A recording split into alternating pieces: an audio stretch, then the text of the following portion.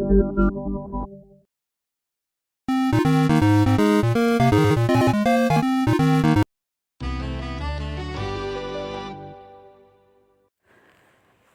குட்டீஸ், எல்லாரும் எப்படி இருக்கீங்க?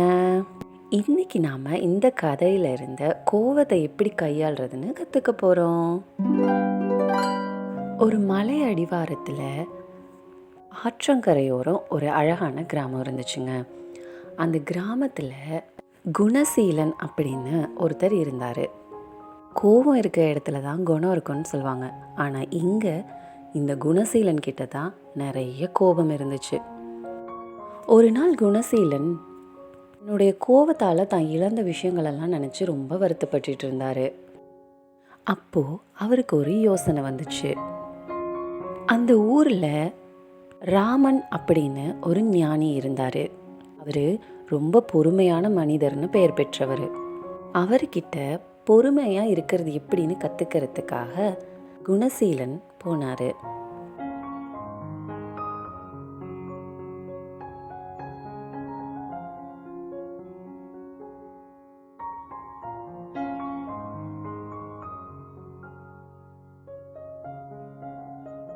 குணசீலன் அந்த ஞானியை போய் சந்திச்சாரு.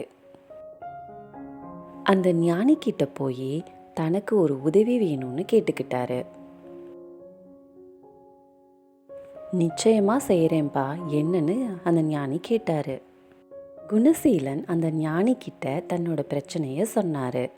தனக்கு ரொம்ப கோபம் வரதாகவும் அந்த கோபத்தை தன்னோட கட்டுக்குள்ளே வச்சுக்க முடியாததுனால தன்னோட வாழ்க்கையில் நிறைய விஷயங்களை தான் இழந்துட்டதா அவர்கிட்ட சொன்னார்.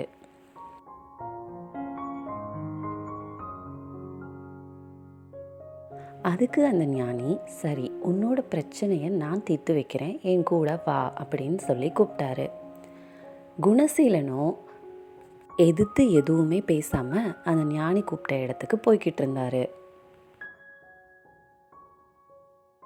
ஞானி எங்கே கூப்பிடுறாருன்னே குணசீலனுக்கு தெரியாது. இருந்தாலும் பொறுமையை கடைபிடிக்கிறதுக்காக எதுவுமே கேட்காம அந்த ஞானி பின்னாடியே போனார்.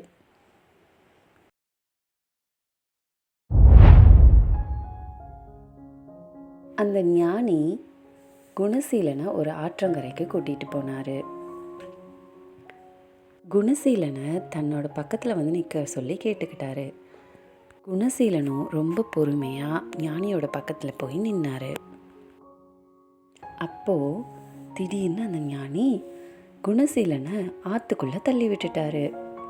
அதுக்கப்புறம் குணசீலன் ஒரு வழியாக நீச்சல் அடித்து கரையோரமாக வந்து சேர்ந்தார். அவ்வளவு நேரம் பொறுமையாக இருந்த குணசீலன் ஞானியோட இந்த செயலால் ரொம்ப கோவப்பட்டார். கோவப்பட்டு ஞானியை ரொம்ப கடுமையாக திட்டினார். எதுக்காக என்னை வந்து ஆற்றுல தள்ளி விட்டீங்க அப்படின்னு சொல்லி.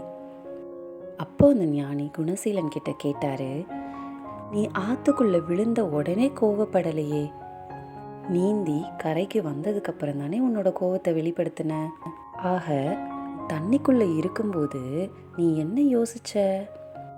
எப்படியாவது உயிர் தப்பிச்சு கரைக்கு போனால் போதும் அப்படின்னு தானே நீ யோசிச்ச.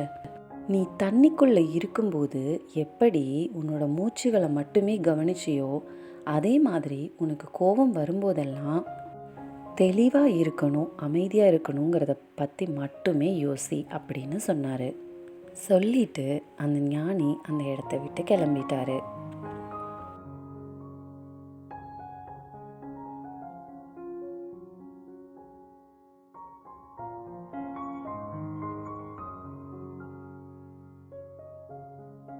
ஞானி போனதுக்கப்புறம் குணசீலன் ஞானி சொன்ன விஷயத்தை பற்றி யோசிச்சுக்கிட்டே வீட்டுக்கு திரும்பினார். இந்த ஆற்று தண்ணியை பார்த்தீங்களா? இந்த ஆற்றை தெய்வமாக வணங்குறவங்களும் இருக்காங்க, கல்லை தூக்கி எரிஞ்சு விளையாடுறவங்களும் இருக்காங்க. அதே மாதிரி தான் நம்மளோட வாழ்க்கையும். என்ன செஞ்சாலும் நம்மளை வணங்குறவங்களும் இருப்பாங்க, நம்மளை வெறுக்கிறவங்களும் இருப்பாங்க. நாம் அது எதை பற்றியும் கவலைப்படாமல் நம்மளோட வேலையை கரெக்டாக செம்மையாக செஞ்சோன்னா நாம் நல்லா இருக்கலாம். இந்த டைலாகை எங்கேயோ கேட்டிருப்பீங்களே? கரெக்ட், அதே டைலாக் தான். குணசீலன் கிட்ட ஒரு பெரிய மாற்றம் இருந்துச்சு. அவர் வீட்டுக்கு நடந்து போய்கிட்டு இருக்கும்போது வழியில் அவரோட நண்பரை சந்தித்தார். அவருடைய நண்பர் தூரத்தில் இருந்து பார்க்கும்போது குணசீலனோட முகத்தில் ஒரு மாற்றத்தை பார்த்தாரு. குணசீலன் ஞானி சொன்ன விஷயத்த தன்னோட நண்பர்கிட்ட பகிர்ந்துக்கிட்டாரு.